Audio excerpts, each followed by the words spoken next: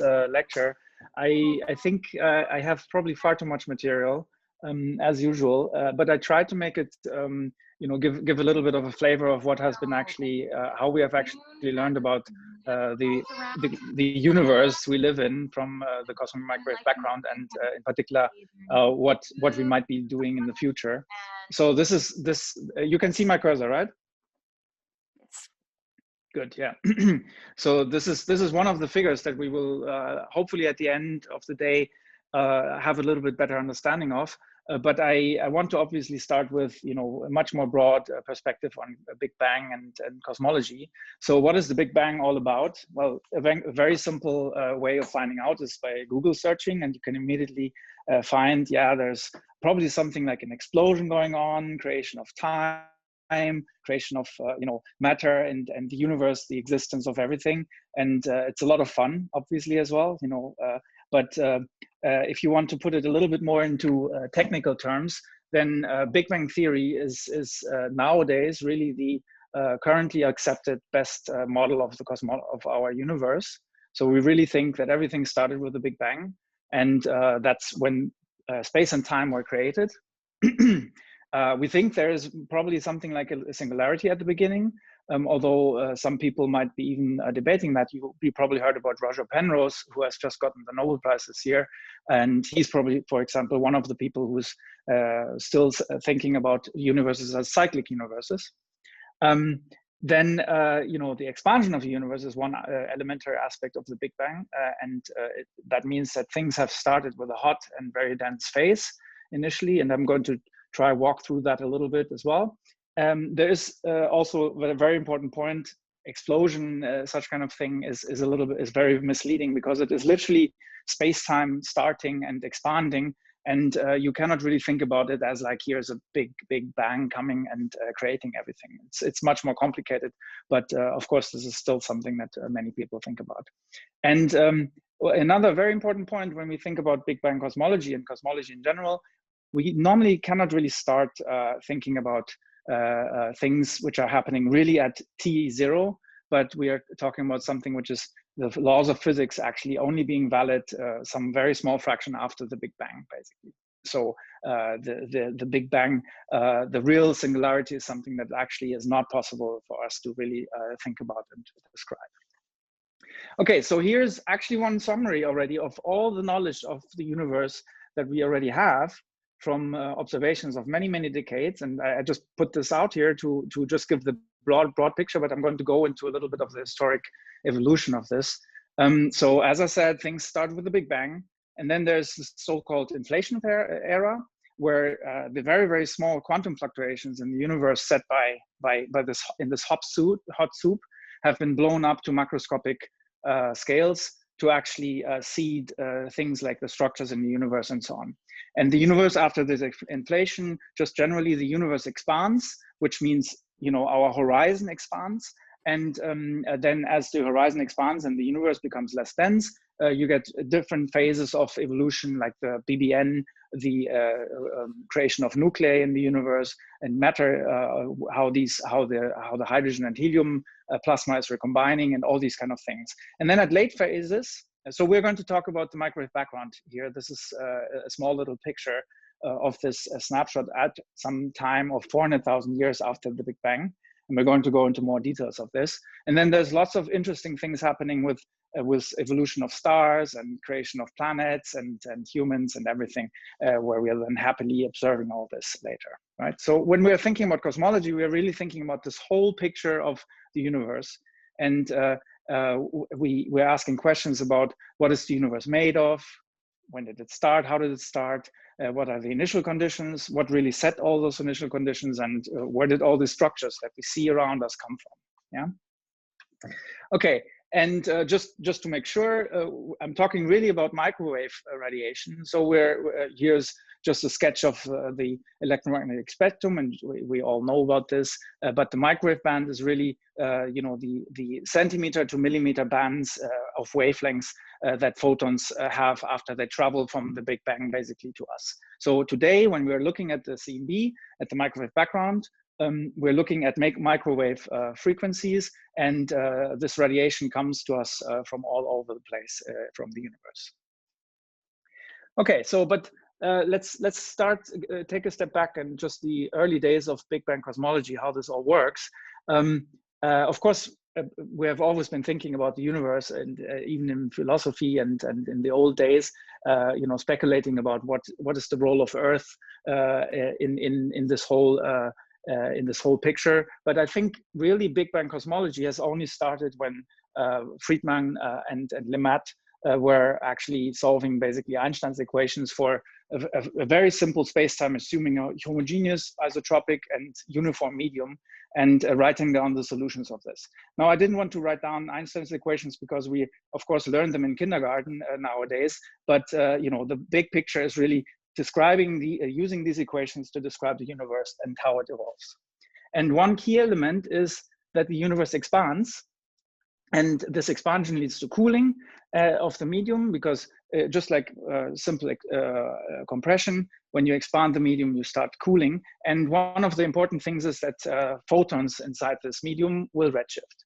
And this is something that we all have heard about. So the redshifting of photons is one of the reasons why the microwave background today is having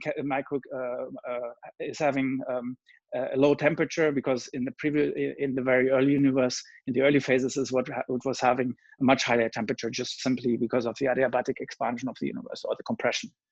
And this expansion of the universe is something that Edwin Hubble was telling us about, and he used Cepheids, or stars, which have pulsation periods, to measure basically the expansion rate of the universe. He got the numbers pretty wrong initially, because of course astrophysics is a messy business, and he actually used the wrong class of Cepheids to do this. And back in the days, this was even, you know, I mean, there was so many debates about what is actually happening with this, and is this making sense? The age of the universe was in principle not consistent with the age of the sun, and all these kind of things. Yeah. And I just want to highlight, Big Bang cosmology has not for much longer, even after the 1920s and 30s, was not accepted as the model of the universe, right? There has been famous people like Fred Hoyle promoting the steady state universe as well. And although he was actually the person who coined the term Big Bang cosmology, he was actually a proponent of the steady state theory, where you think of the universe expanding, but while it expands, it just creates matter continuously and basically leaves the density of the universe constant and not changing everything. Of course, you ask them the question, where does all this density come from? But you know, this is something that we couldn't really discern at that time. Okay, and now we're standing in a much better position. We actually understand the universe is expanding. We have the Big Bang, and we are even now understanding what will be the future of the universe, or what is the current state of the universe as well. So there's several ways of thinking about the future of the universe. There's closed universes where you will actually have a recollapse of the medium. Then there's a flat universe which will continue to expand, but it will decelerate. And then there's the open universe which just continues to coast. You know, the expansion of the universe just continues. And then we have actually also the possibility of an accelerating universe. Now that is very, very strange, because acceleration means that you have to somehow pull things apart, and gravity pulls things together. So it's very unusual, but precisely this kind of effect is caused by the so-called dark energy component, or the cosmological constant. And Adam Rees and his team are the ones who have actually proven this to us to be true. So we know that there is a lambda in the universe, and this was awarded with the Nobel Prize in physics a couple of years ago, this observation and this proof. So this is great, but let's go back to the very early phases of the universe. So one of the key pillars of believing that there is a Big Bang is that when you think about where do all the elements come from, then the Big Bang is something where you can really start thinking about maybe producing these elements. And this is something that Gamow and Alpha were after. They thought they really wanted to just explain all the heavy elements, everything that we are made of, oxygen, carbon, all these elements. They wanted to explain this basically with a big nuclear reactor in the early universe, right? And it turns out that this is totally nonsense. This is actually not what's happening. We're basically just cooking things into protons and helium nuclei with a little bit of lithium and some other trace elements, deuterium as well. But most of it is actually hydrogen and helium after the Big Bang nucleosynthesis era is over. But nevertheless, these guys were the first to think about, the early phases of the universe. And one of the important things in their paper is, here again, just saying there's a compressed, dense phase, hot phase, where you are creating all these elements. And this is the first time that you required something like a microwave background, in fact, because when you have this hot, dense phase, they are assuming that there is a radiation field immersing all these elements and creating things. Yeah. So this is the way this was thought about. And the microwave background was then discovered in 1965 by Penzias and Wilson. And this is the dream paper we all want to write because it's just 1.2 pages and you get a Nobel Prize for it. It's really amazing. And the way the detection or the discovery of this microwave background was totally serendipitous. Now, people had, like Gamow and Alpha, had speculated about the existence of the microwave background, and also people like Seldovich and Sunyaev have been talking about it. But then Dike and Peebles were the ones who actually tried looking for it explicitly a couple of years already before. But Penzias and Wilson, just by using this radio telescope that they built in the Bell Labs, they were finding this homogeneous, constant temperature, isotropic radiation coming from all directions. They were speculating about all kinds of origins of this. They even were, cleaning out the telescope because this telescope is, as you can see here, pretty big. There were pigeons nesting in there, all these kind of things. They were really worried that something is going wrong. But after everything they could be doing, they found there's this radiation field. Yeah, and Dike and Peebles and folks in Princeton, they heard about this, and were then promptly, of course, understanding that this is really this microwave background radiation that they have been looking for. Jim Peebles just got awarded the Nobel Prize as well last year for obviously for his whole contribution to cosmology and understanding of cosmology and dark matter and all these things. But certainly one of the reasons was also this, interpretation of the microwave background. And it's also interesting. You can see here DK Peebles' role. This is literally the paper preceding the discovery paper. So they have been, of course, talking to each other and in fact consulting about the interpretation. So this is a really, really interesting step in cosmology, the discovery of the microwave background, and it's a clear indication of the Big Bang. One other aspect and important measurement several years after, in the 1990s, by the COBE satellite, was to show that this microwave background, which comes, with this 3.5 Kelvin, as Penzias and Wilson were seeing it, this 3.5 Kelvin, or let's say 3K radiation, that this is actually has a spectrum which is extremely close to a black body. So spectrum, I really want to emphasize, this is really the rainbow, so the energy distribution of the microwave radiation. So no longer just like one frequency and you say this is how many photons to come. Now you have, as a function of frequency or wavelength, you can say this is the prediction for the photons and this is the measurement, and you compare them, and here's the theoretical curve which is covering fully the measurement points. You don't even see the error bars. That's how precisely the microwave background is given by a black body. So really the Planck law, whole realm radiation, where you think of heating a piece of metal and it just has this characteristic distribution of photons as a function of frequency just given by the temperature. Yeah, and this again, this measurement was awarded with the Nobel Prize in physics in 2006. John Mather was the PI of COBE Firas, and this is also one of the very fundamental indications of the Big Bang cosmology. Because as I will come back later, having a black body radiation field means that everything had to be in very, very strong coupling early on. everything had to thermalize really quickly, and that is an indication for a very hot early phase of the universe. And I just want to highlight, so this is how the microwave background sky looks like at first sight. It's just uniform, constant temperature radiation coming from all directions in the sky. Yeah. So for this, you really need to count how many photons come at a given frequency in this direction, in this direction. You need to count this, and doing this is normally something that you can only do this from space, really. And this is precisely the COBE measurement was a space mission, and took many years to measure this. So if you go one step farther, though, because we are moving, there's one anisotropy which we all should be expecting. So here's again the sky as Penzias and Wilson and COBE saw it.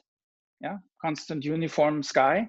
It's just a projection of the sky in this, elliptic shape. But we have the motion relative to the microwave background, and this is just special relativity. You get a Lorentz boost, and this Lorentz boost, which is proportional to v/c, which is of order 10 to the minus 3. So we're moving with respect to the CMB by 300 kilometers per second. Then you get a pattern on the sky which is actually reflecting as a dipole. So this mu here is just the direction of at which you're looking versus the direction of the motion. And if you calculate this or look at this and take away the constant part, you actually see that there is a pattern on the sky which is nothing else than a dipole field. And this is just coming from our motion. Special relativity, as I said. So in the direction of the motion, you have a hotter CMB, and in the opposite direction, it's a little colder. But the signal is very small. As I said, v/c is 10 to the minus 3. So you get actually of order 10 to the minus 3 of the 3 Kelvin, which gives you 3 millikelvin anisotropy. Yeah, so this is all naturally expected. And if I have time, I will show you the what happens if you go at 90 or 99% of speed of light later. But this is getting us too far away here. Okay, when you now take away the CMB, the dipole, which is a millikelvin fluctuation, you end up with fluctuations on the sky. In each direction, it's a black body, but it has these fluctuations, hot and cold spots on the sky. This is what COBE DMR discovered, also in the 90s, and was again awarded with a Nobel Prize in Physics in 2006. George Smoot was the person who was the PI for that part of the experiment, of the instrument. And these cold and hot spots, they are apart by 10 to the minus, of order 100 microK. Yeah, so we are talking about very, very small 10 to the minus 4, 10 to the minus 5 fluctuations in the temperature in different directions. And this here is literally a snapshot of the universe at a redshift of 1000 roughly, which is the moment of recombination when the universe becomes transparent to photons. So you can think of this as the earliest picture of the universe that you can take. It's like the baby snapshot, baby picture of the universe. And these patches, they are reflecting basically nothing else than density fluctuations in the universe. Yeah. And these density fluctuations in the universe are something that we will learn a lot about, or as I will try to explain, that we have learned a lot about cosmology from. I want to highlight something important though. So the degree of this uniformity is really high, right? This is, it's only 10 to the minus 4, 10 to the minus 5 fluctuations. And this is very, very bizarre because it turns out that this part of the universe, or this part of the universe, they have basically not been able to talk to each other. And because if you just calculate the age of the universe and then calculate how far light could have traveled, then you would see that patches of roughly 1 degree is what could have been in causal contact. But anything that's apart by more than 1 degree, 1 degree is the size of the moon is half a degree on the sky. So a 1 degree patch, so basically twice the size of the moon. That's what we're talking. That's a part of the universe that you can say is one part that has been communicating, whereas other parts are independent.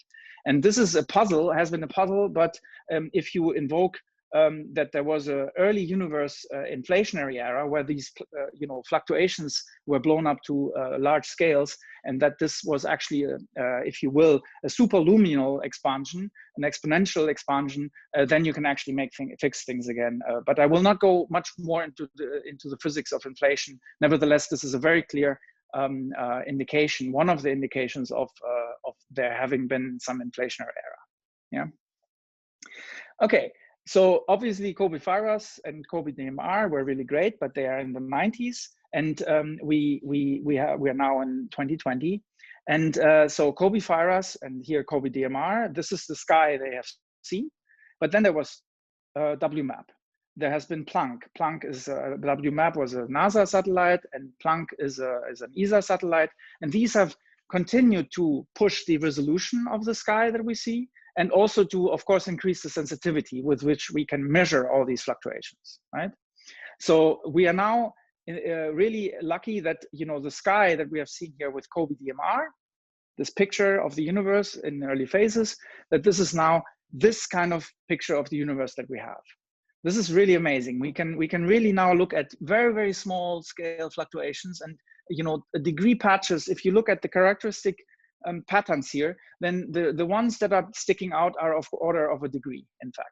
Yeah. So on the sky, there's something like 42,000 square degrees. So 1 degree patch, you can imagine that, there's 40,000 patches of that kind of size on the sky. Yeah. And this measurement, this picture of the universe is how we in cosmology have learned a lot what the universe is made of, and all these questions that I have been posing at the beginning, as I will explain in a second now. So I just want to show you an illustration of how this measurement was actually done. So there is this Planck satellite. This Planck satellite had only one telescope, so one aperture, and was just spinning around itself. It went to the L2 point, which is a very, very quiet place in the vicinity of the Earth, the second Lagrange point. And there's lots of satellites there by now, because of course, this is one of the favorite places that all the experimentalists want to go. And Planck was also sitting there, and for several years measuring the microwave background sky. Every round, every coverage of the full sky took about 6 months.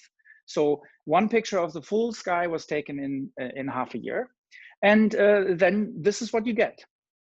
So I just showed you this beautiful map that before with all the nice fluctuations. We can still see this here in the background. There's the CMB anisotropies, but what is this stuff? You guys have an idea? You can unmute. Anybody? Correct. It is the galactic emission. And the galactic emission, this is really the elephant in the room, because I have been giving you a totally simplified picture of how the universe and how we have learned about things. Of course, it's even if you look at the monopole, you still see some part of the galaxy and so on, because there is emission from the galaxy. And this emission, which we now understand very well from measurements of Planck, has contributions from thermal dust. So this is our galaxy, dust in our galaxy, basically heated by stellar radiation and gives you microwave light. Then you have free emission, so free electrons zooming around protons and being quite high energy and emitting free Bremsstrahlung. Then there's spinning dust and synchrotron radiation. All these kind of processes, they all happen in our galaxy. And then there's many other things beyond our galaxy as well, like, for example, the cosmic infrared background and all these things. You have to peel off all those layers before you get this beautiful sky that I've been showing you. Yeah. So this is a lot of work, and it requires extremely high precision measurements and very detailed data analysis. And I'm very glad that I have several people in my team actually being involved in all these kind of directions, because I'm, as a theorist, totally oblivious to data, and I cannot really, it's really one of the important steps to actually be able to do theory. Yeah. The cool thing is, I want to just highlight to finish with all this cosmic microwave background physics of the anisotropies. I want to highlight a few cool things that we now can do and that we have already. We can do CMB lensing analysis. So I told you the light coming from the CMB is, you know, at a redshift of 1000, so really far away, 400,000 years after Big Bang. And you can think of this as a sphere around us, but between us and the sphere, there's lots of structure in the universe, which is, you know, most importantly, dark matter in the universe and all these, you know, galaxies and all that stuff. And just by normal gravitational lensing, they can deflect the CMB photons, right? So the path of the photon is no longer a straight trajectory in the geodesic of the expanding universe. But it is actually deflected and gets perturbations. So this is something that we have also seen in the optical light with gravitational gravitational lenses and all this stuff that Albert Einstein was, of course, talking about in his famous papers in the 1920s. So this is something that's well known, but this is here. These are strong lenses. So you have really large gravitational potential and you get a large deflection. We are unfortunately not as lucky in the cosmology setting, because when we look at the differences between the unlensed sky, so this is a small patch of the unlensed sky, and the lensed sky, then you can see by me flipping back and forth, you can see that the effect is pretty small. And one thing that is making it hard as well is because the patches which we are looking at are of order 1 degree patches, right? They're not small patches. So if you have a small effect on a large patch, you don't see as much, right? So it's like here you're lucky that you have high resolution and you can get, you know, very strong lensing effects, but then also it's very, very high resolution effects. And here we're talking about, you know, this very, very small deflection. But we can now detect this, and because of this effect, we can reconstruct what is the lensing potential. So basically a map of the large scale structure in the universe because of this effect. So we can say, think of it like this: you have the surface where the CMB comes from, and then you can think of a lensing map, a map of the distribution of the dark matter in between us and the CMB that we can now make a picture of. So this is true gravitational lensing, and it's a very, very detailed and very cool analysis. And we will in the future push this, of course, forward as well. But this is really general relativity applied to cosmology. So it's really, really interesting and exciting.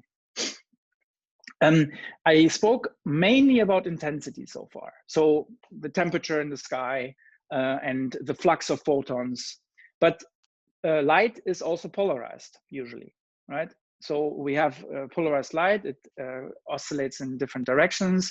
Sometimes you have even circular polarization where you have a phase correlation between the two polarization planes.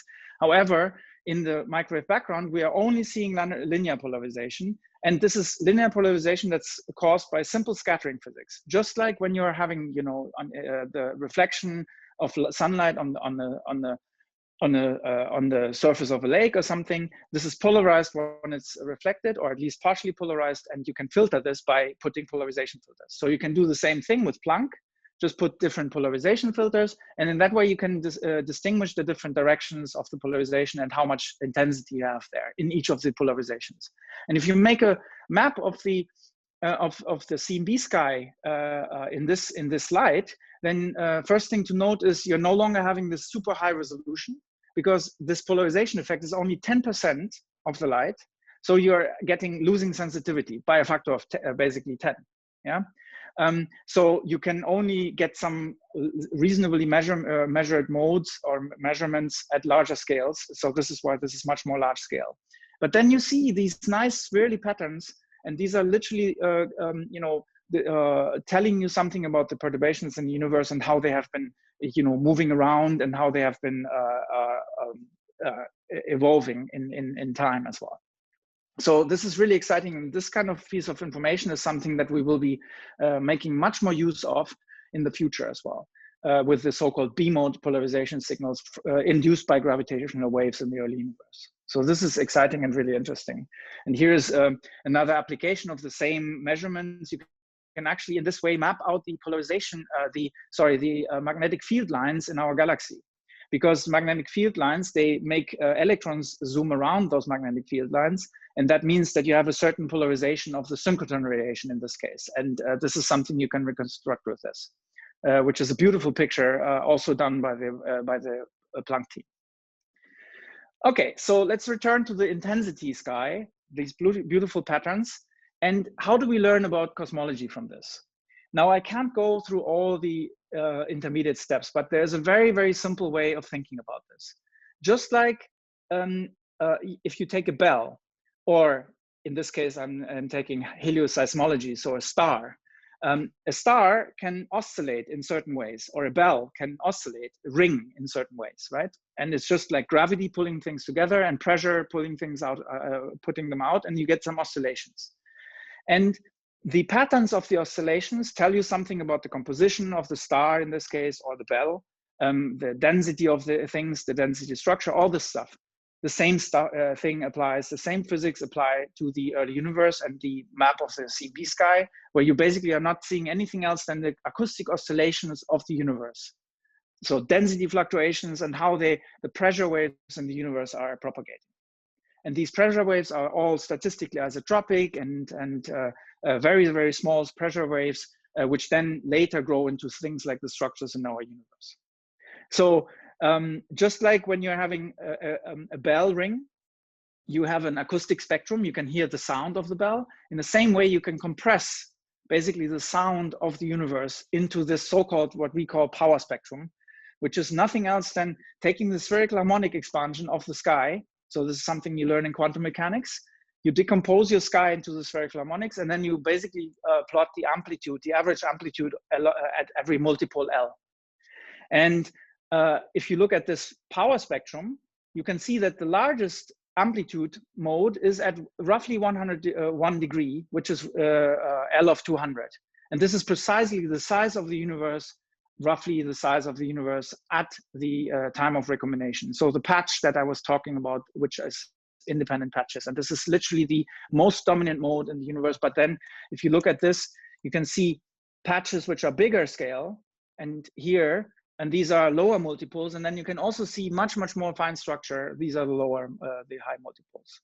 So by analyzing this ringing, we can learn about cosmology. Yeah. And we can do that very well now. We have a model of predicting this ringing given the cosmological parameters and so on. And then we can literally extract things like the density of the universe and what is it made of, and all this can be done to extremely high precision now. Yeah, and we can look at the initial conditions, which is connecting to the inflationary era, and something that we have actually no real fundamental theory for, but we have a very good model, namely the inflation paradigm and model to do this. And here's the famous pie chart of the universe. And we know that there's a huge component of dark matter. All the stuff we're made of is only 5% of the density. And then there's a huge component of dark energy, or cosmological constant, as people think about often. So this is to some extent very concerning, because we have no clue what dark matter and dark energy are. But this is really one of the exciting avenues, of course, forward in cosmology, trying to figure out what is actually dark matter and dark energy made of, and how does this all work, and what is this really all about. So there's really lots of things that are going on, and it's really exciting. And of course, this whole picture, getting this picture of the universe and understanding the universe, was really the work of many, many decades. I'm just showing you here COBE again, and WMAP and PLANCK. These are the satellite missions that we had. And then we had a lot of ground-based efforts as well. And of course, many, many other experiments, which I don't have time to really go to. But ACT and SPT, the Atacama Cosmology Telescope, and the Southpole Telescope, these are some of the fundamental players in this whole understanding of the universe. And in the future, to wrap up the CMB anisotropy part, we are going to further measure more and more finely all these things. And in particular, we're going to try and target all those polarization signals that I just very briefly mentioned, because there's a lot more information in there. And it will probably help us to shed more light on dark matter and dark energy. And in particular, we are asking questions as well about much more simple particle physics related questions, like what is the number of neutrinos, what are their masses. We can actually weigh neutrinos in the universe with cosmic microwave background measurements. And then things like ionization, and there's Hubble tension, there's anomalies, there's all kind of really, really fun things going on, which we can all look forward to really getting. So I am looking on the clock. How much time do I have in addition? Well, we could maybe finish at 2 and then have questions if people are okay with that, or if people want to go. I can try to wrap it up in 10 minutes. Let me try. It's just it's just half of the talk now, so it's okay. Anyway, so what about the spectrum? Because I have talked about the anisotropies and all the exciting things, and it's just so much work still coming and so interesting, exciting directions there. But I haven't talked about the energy spectrum, the spectrum of the universe. So the spectrum of the CMB, excuse me. And I want to again remind you, since COBE, many decades have passed and we have seen this great improvement in sensitivity and angular resolution and everything. But in the measurement of the spectrum, so COBE FIRAS, not the anisotropy measurement, we are basically still 25, 30 years behind. We haven't made any progress, serious progress, making any advancement in measuring more finely the spectrum of the microwave background. But there is, technologically speaking, there's several ideas for several years already now around to improve COBE FIRAS by probably a factor of 1,000 or 10,000. So PIXI is one of these concepts, and I don't have really time to go into details here, but it's literally, you can think of it as like, again, looking at the sky and then comparing this to an internal calibrator, because you need to absolutely measure. You need to know how many photons are coming at this and this frequency or this and this frequency. And in that way, you can measure the spectrum of the CMB to very, very high precision. It's a satellite mission that this is PIXI has been proposed actually to NASA already twice. It got very, very positive reviews, of course, but unfortunately at this point has not been moving forward. However, the technology is absolutely is there, and we can do this. We can in principle measure the spectrum much more finely. So let me just tell you just a few words about what kind of signals we would actually be looking at. So I told you already that FIRAS proved that the spectrum of the CMB is a black body with very high precision to 2.725 Kelvin and extremely high precision. There was no distortion or no departure from the black body shape found. However, you can have distortions of the microwave background spectrum. So we're talking now about effects that basically change the spectrum, this energy distribution. There's no longer one parameter describing things, but there's more parameters now. So it's no longer just a temperature telling you how many photons you should expect at every frequency, but it's now a more complicated function of frequency. And how do you do this? Well, by injecting energy, for example. So one way of doing this is through the so-called Sunyaev-Seldovich effect, and I will show you a nice figure, a nice picture in a second after this, where you just can think about it this way. You have a hot electron gas, a pocket of electrons, for example, inside clusters of galaxies, big, massive systems of galaxies. And when the CMB comes through this medium, it gets a kick. And this kick moves the photons upwards in frequency. So if you come here with the black body spectrum, and you now move this through the medium, which is hot, then you can move photons upwards, and that leads to the so-called Y-type distortion, which is the equivalent of the Sunyaev-Seldovich effect. But now we're thinking about this as happening in the universe as a whole, not just in one cluster, but actually in the full universe. So you can, by looking at the spectrum of the CMB, you can learn about heating mechanisms happening in the history of the universe. And one additional aspect is that if you do this early enough, if you do this closer to the Big Bang, let's say just after the Big Bang nucleosynthesis era, then you can actually make a distortion of the spectrum that is reflecting a so-called mu-type distortion. The mu-type distortion is literally the Bose-Einstein distortion of the microwave background. Normally we say the chemical potential of a black body, of a photon field is 0, because we always think about a black body. But when you have a distortion of the photon field, then the chemical potential no longer is constant, is 0, but it's actually can be a frequency dependent quantity. So the important thing to distinguish is that the mu-type distortion is something you can only create in a very early universe where you have many interactions, whereas the Y-type distortion is something that happens when you have just like photons passing through a very, very thin medium, getting a kick by the electrons that are hot. And so for me, the important thing is redshifts below 50,000, so late times, that's when you get the Y-type distortion, and the mu-type distortion is something that is the early universe. So this is really interesting and exciting. And here's a picture of Rashid Sunyaev, who's the, who predicted this Sunyaev-Seldyvich effect. So here again, the cluster of galaxies where you have the hot electrons and the photons come through, and then afterwards you get this boost. And Planck has seen this effect for many, many clusters. This is a map of the clusters on the sky that they have seen in this effect. And it is a frequency-dependent effect where you can basically see the cluster showing a shadow at some frequency.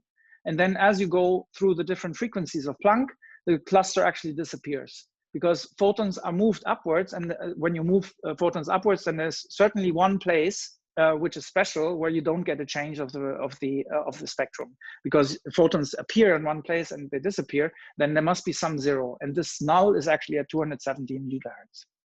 So this is a way to detect clusters in the universe, which is really exciting, and one of the things that is also a very, very big frontier of cosmology currently. So let's put this into perspective again. So this is another version of the history of the universe. I showed you at the very beginning a picture of, Big Bang, inflation, all this stuff. This is just a similar picture, but now with a little bit more focus on the early universe. So here's the galaxies happening at late times, forming at late times, and then here's the recombination era. That's where the picture of the universe was taken. That's the snapshot of the universe. Oh.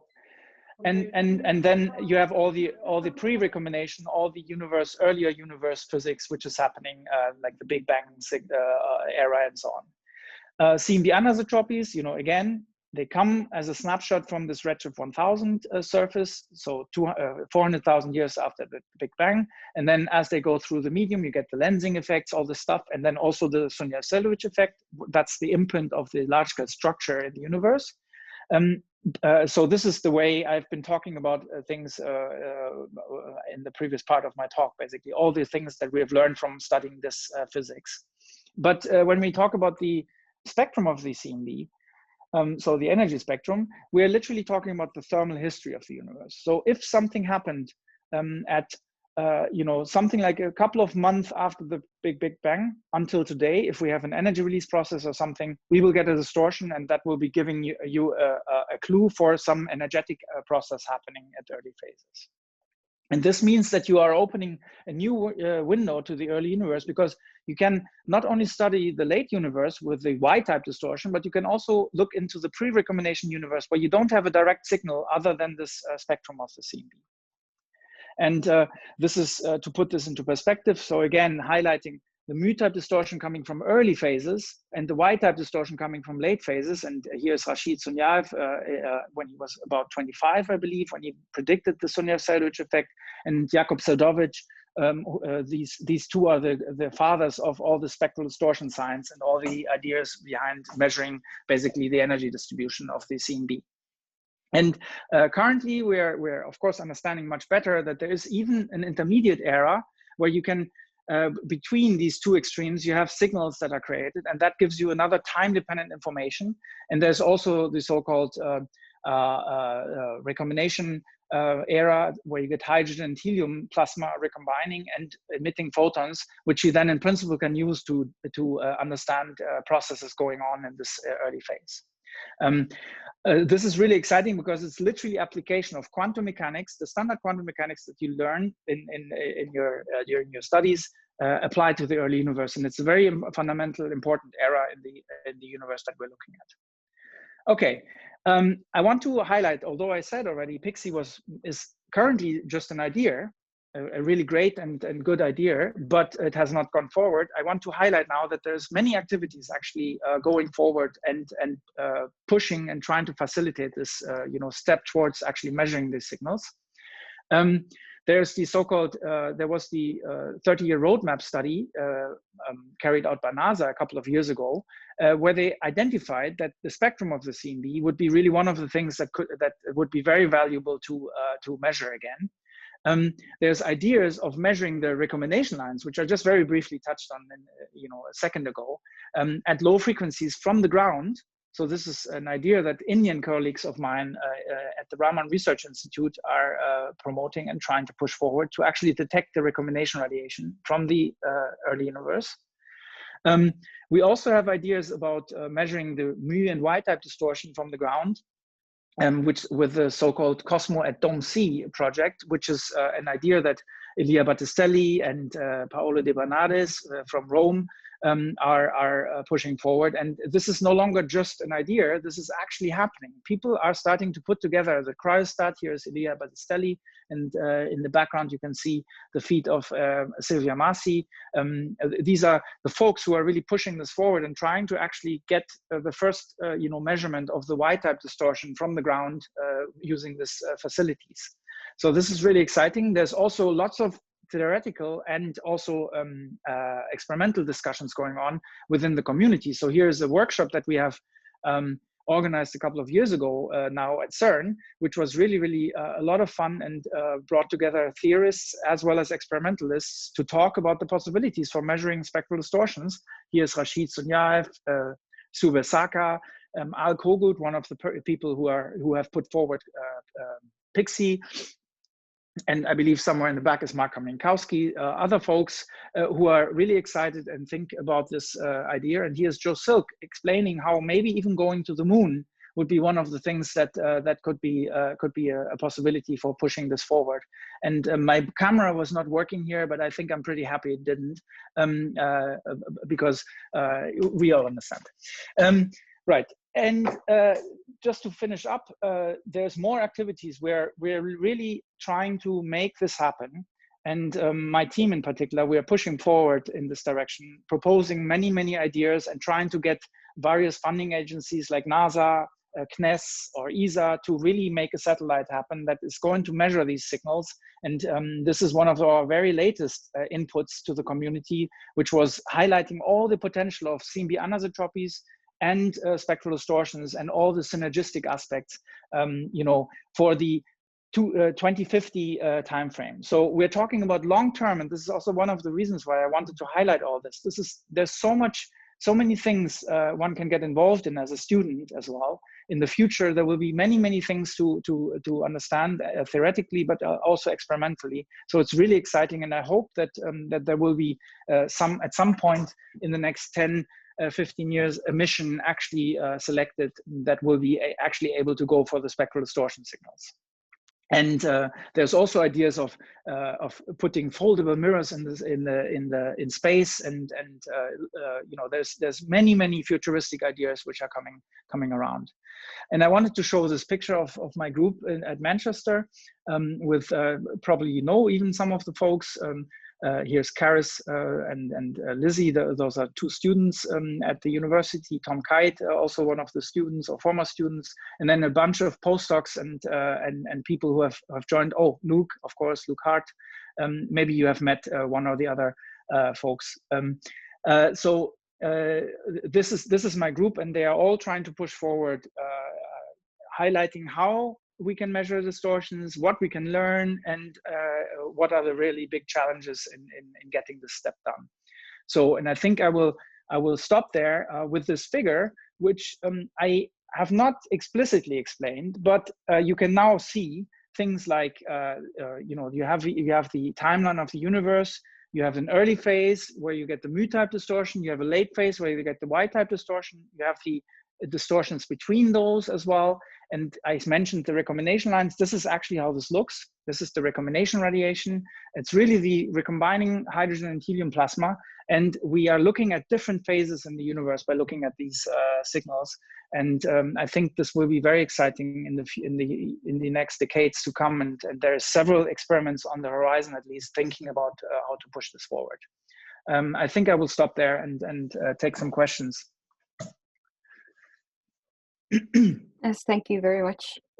I think we all agree it's been very interesting. So yes, if people want to ask questions, they can put them in the chat, they can unmute themselves.